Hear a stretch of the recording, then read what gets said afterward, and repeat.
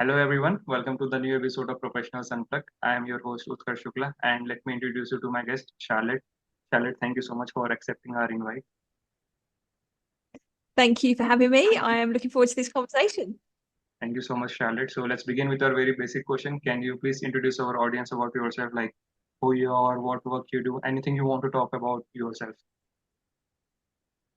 Well, that's a very open question. So I will start at probably the earliest point of relevance for me and what's brought me to now. So when I was about 13 years old, I was born and raised in the UK, and I become obsessed with this idea of being a force for good. And it came from being in my local park where I saw all of these people coming together, and they were doing like a charity run, and they were all like raising money, and there was a bit of emotion in the air because they was doing it for a good cause. They was doing it to raise money for cancer research, and I was just taken aback by it. I never experienced all of these people kind of coming together.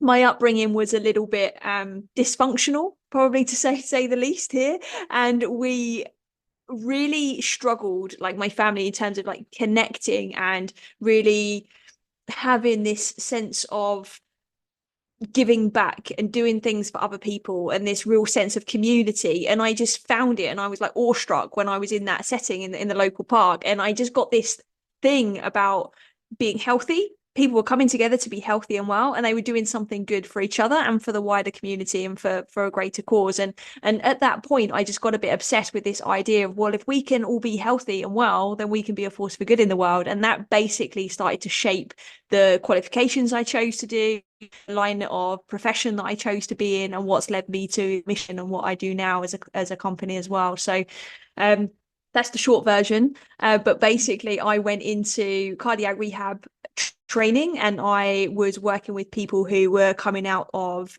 strokes and heart attacks, and I was helping them get back on track with their lifestyles, which really got me working very early on in my career, which was started in 2005, so almost 20 years, working with people that are struggling with stressful factors in their life. Sometimes that is lifestyle related, sometimes that is professional related, sometimes that is obviously physical as well and emotional. And really that led me into my whole career being in the health and wellness industry. And over the years, that's evolved from working one-to-one with clients, from leading teams. I've been based here in the UAE since 2013, and I have been basically leading teams across the Middle East, so Kuwait, Jordan, Saudi, obviously Dubai, Abu Dhabi, on all of the Emirates here. And I've been basically leading teams to be able to perform at their best, but at the same time avoiding burnout, stress, and overwhelm, so people can be healthy, happy, high performers, essentially.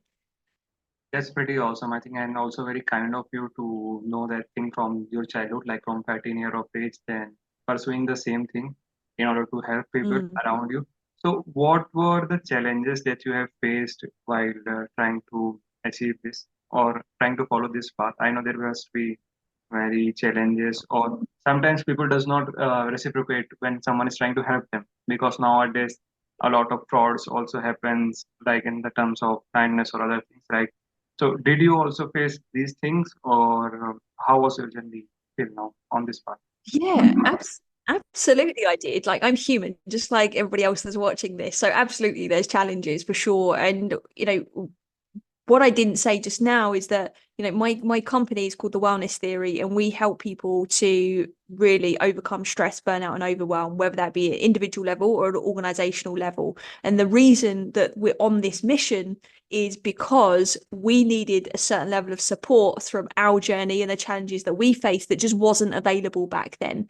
And so what I'm referring to here is really the burnout experience that I had, and the very severe one at that. Let me kind of set the scene for you. So it was around 2015, and I was living in Abu Dhabi.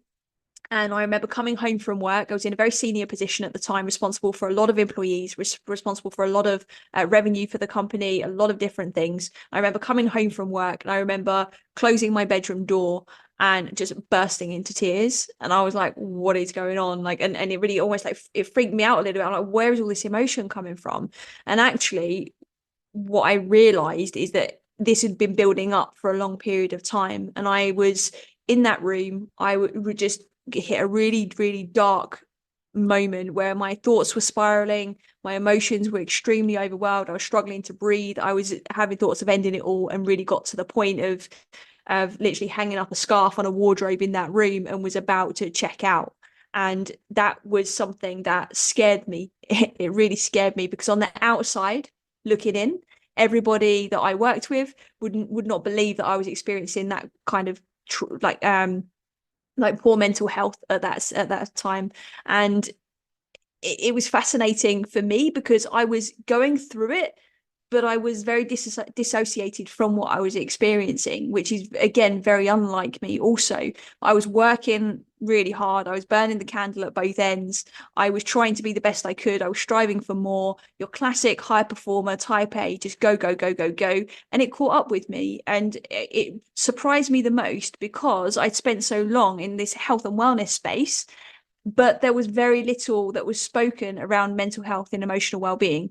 There's a lot, even in the education that I've had, like there's a lot of education around lifestyle management with regards to movement and nutrition, and even social connection was there a little bit back then, but that was it. There was no talk of anything else. So I was so confused. I'm like, how have I been in this space? I'm supposed to be the healthy one. So you can imagine the amount of shame feeling when I'm like, whoa, this is all seems to feel like the world's coming in on me. It was very confusing.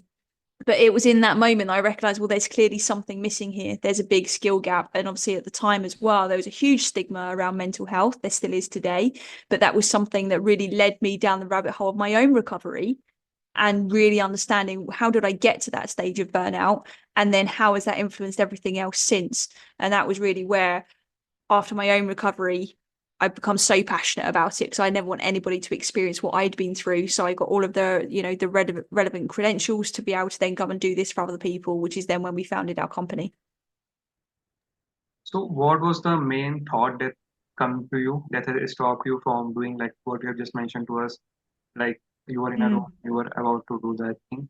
So how you Yep. overcome that thought? Because I think it was those thoughts just came up in our minds, and sometimes it's not easy to overcome them, right? So mostly people Yeah. struggle there. So what was your main, how, I mean, I just wanted to know what was there in your mind that stopped you from doing that, and how you overcome. Yeah, it's a great question, because at the time I probably couldn't have told you, because it was more of a feeling than a thought. It was a feeling that come over me. Is like that really pulled me down. I don't know what that was. I don't know what made me think, no, this isn't the way to go. But there was something in me. It was more of like a forceful energy that just kind of pulled me down, from up there with the scarf. And it was something that was,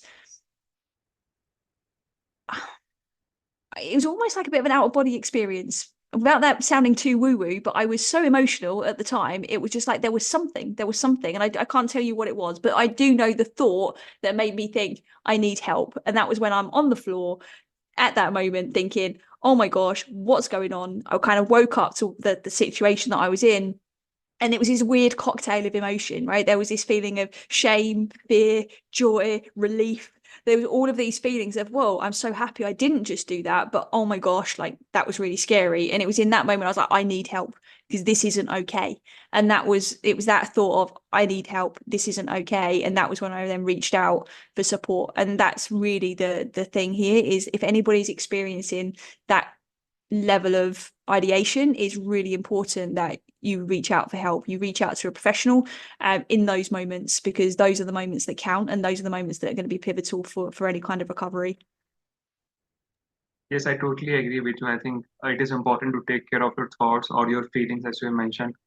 But Mm. sometimes I think people feel shy, or they don't have that enough courage to reach out to people and talk about the things that they are going through, right? So what would you like Yep. to say to those people, like who who are struggling with Yeah. these things but just can't express or Yep. can't spoke up for the help, what they should do?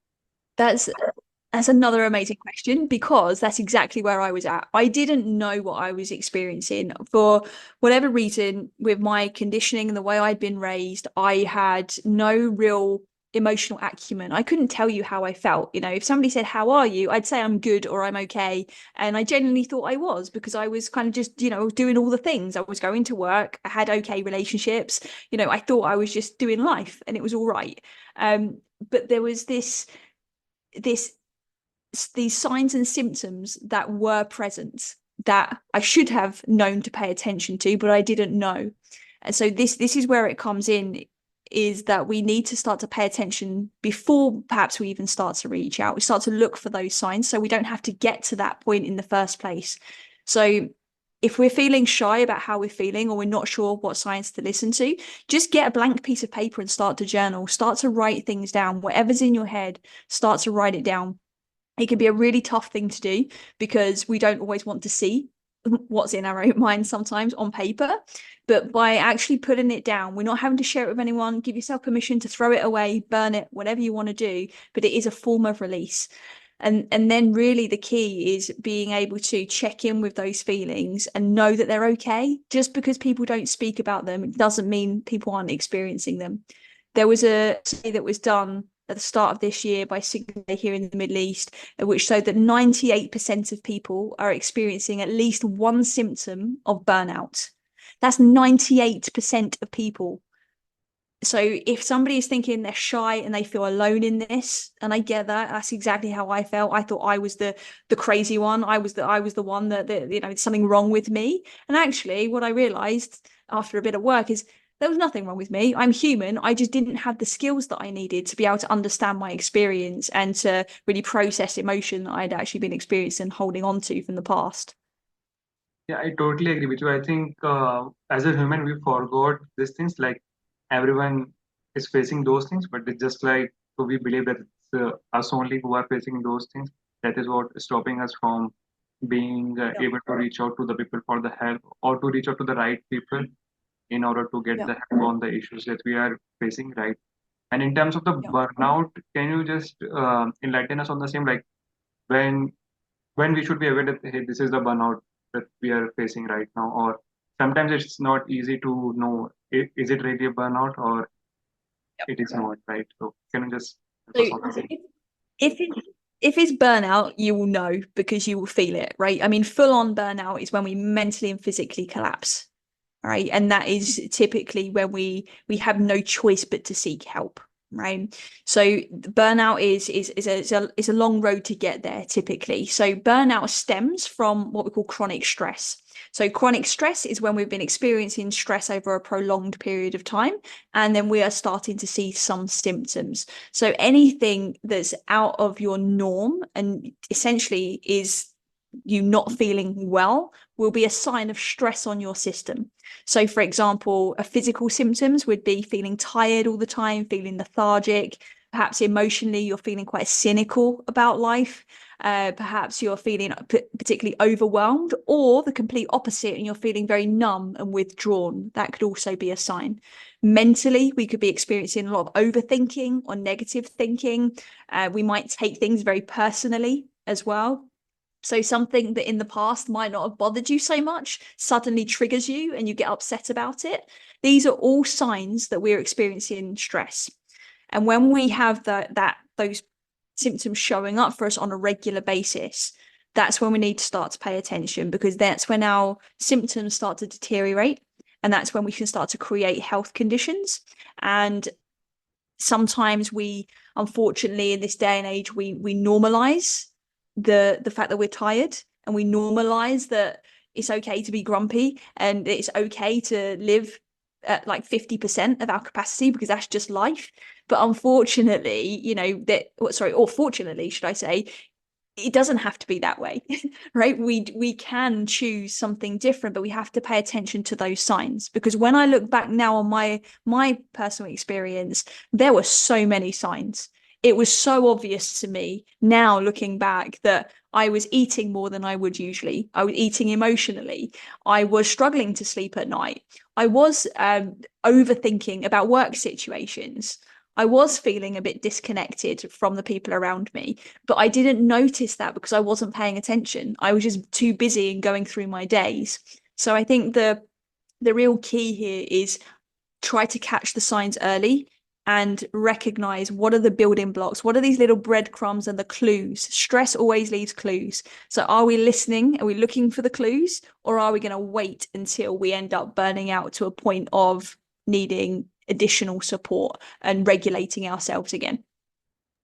Yeah, I think that's a pretty valid point that you have mentioned. We need to figure it out on ourselves. We need to give the time to ourselves as well. Like on a daily basis, you just said sometimes we just ignore the situation we are in and we think it's a normal thing that is happening to us, right? So it's pretty important to make sure that you are noticing the sign that you are facing in your Yep. day-to-day life, whether it can be fatigue or it can be any stress, Yep. or even you are getting you are eating more, like you mentioned as your example. So Yep. all these signs you need to make sure that you pay attention to, right?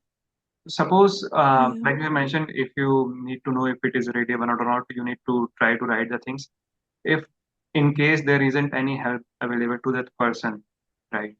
Is Yep. there anything they can do on their own as well in order to overcome the situation? Absolutely.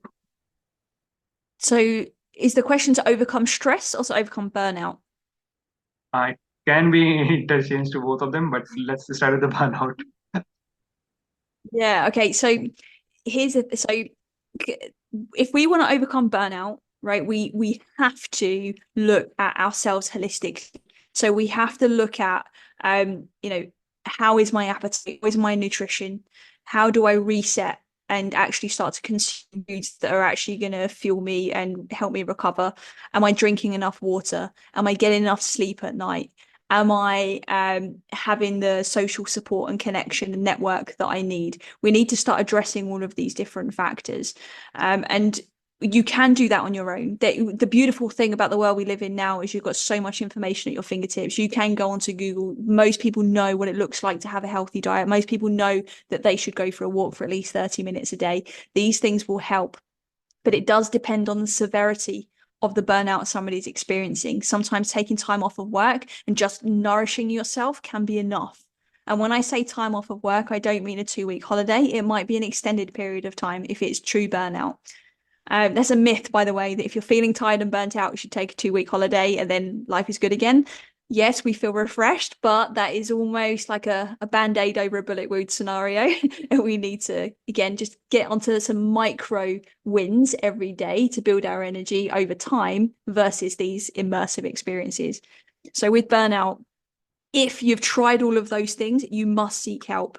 So if there is some kind of free clinic available to you, we have different programs where we will always try and support people that can't afford coaching and things like this. And there are many other places out there that will do something similar as well. So if somebody really feels like they need the resources and they don't have them, please reach out. Okay, there's nothing worse than feeling like there's no options.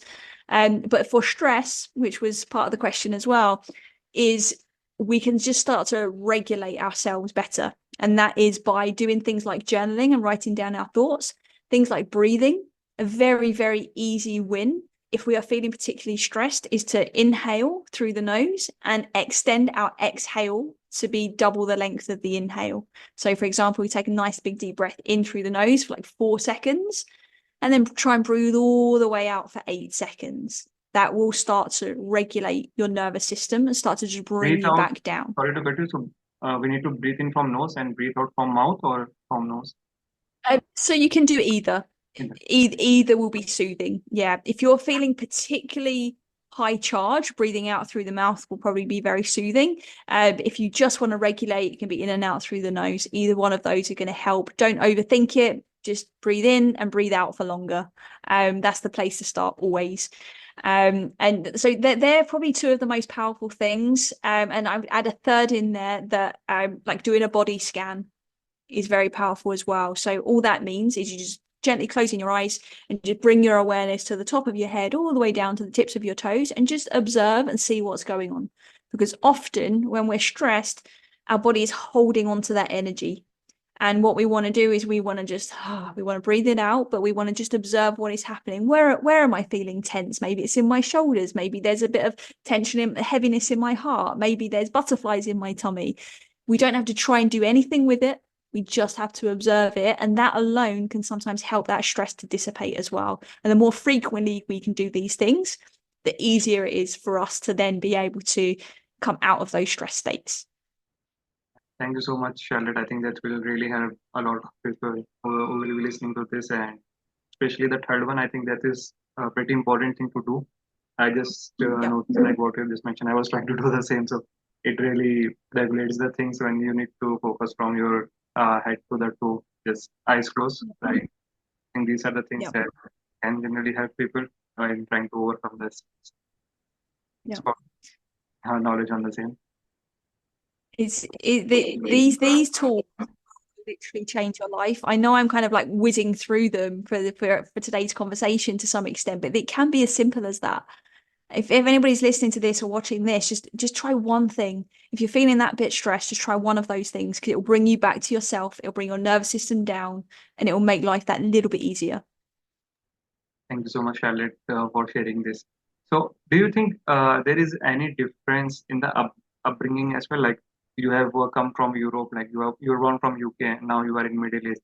So, do you think Yeah. where people are born, it also affects uh, kind of help they need, or it's like a similar help that can work on people from different regions? Do you think there is a difference between people on different regions? I, I definitely think there are some differences for sure.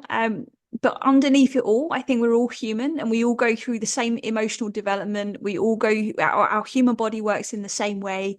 There are definitely certain restrictions and traditions in certain cultures, and certain societal expectations that can add more stress.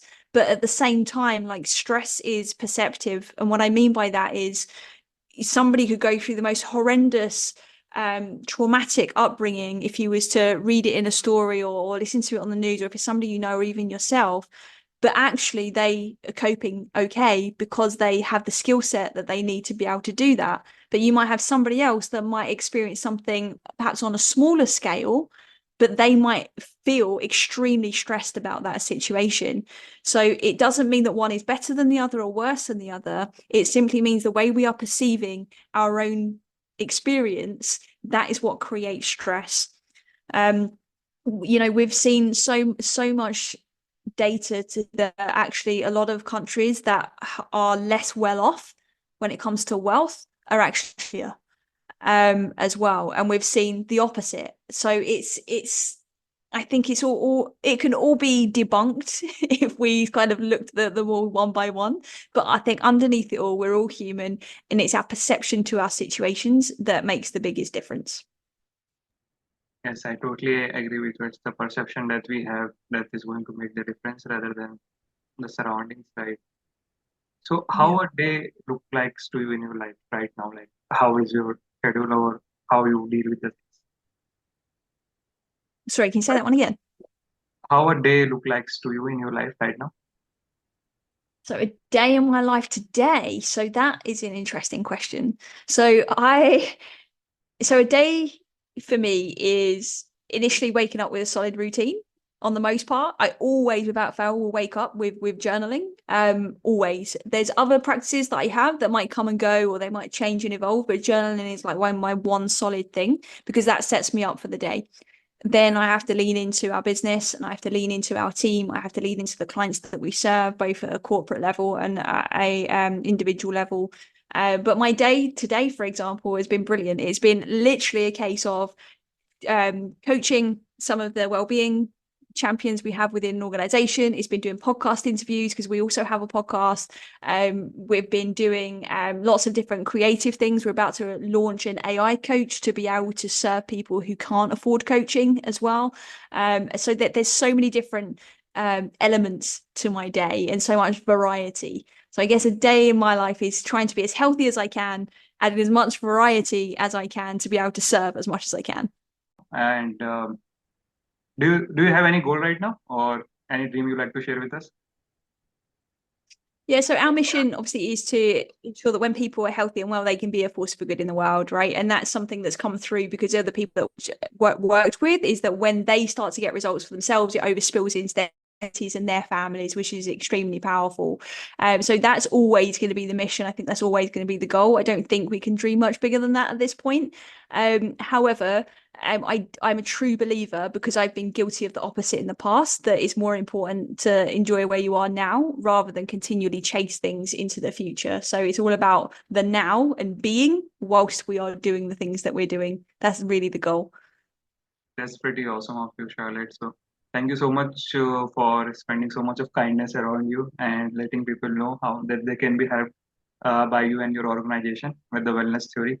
So I hope it will help a lot of people around us, whosoever is going to listen to them, and they can reach out to you if they face any such of issues or if they are known are facing any of issues. So thank you so much for sharing your knowledge. I hope you enjoyed the convo. No, absolutely. I thank you so much for the invitation. If anybody does want to reach out, we're at thewellnesstheory.com and you'll be able to find everything you need on there as well. And there's lots of different free resources and stuff also. But I really appreciate you bringing these like conversations to people, because I think it's important. The more people that can hear a variety of different experiences and stories, it really helps people to just find their way, even if it's just in a tiny amount. Right. Thank you so much, Charlotte. Thank you.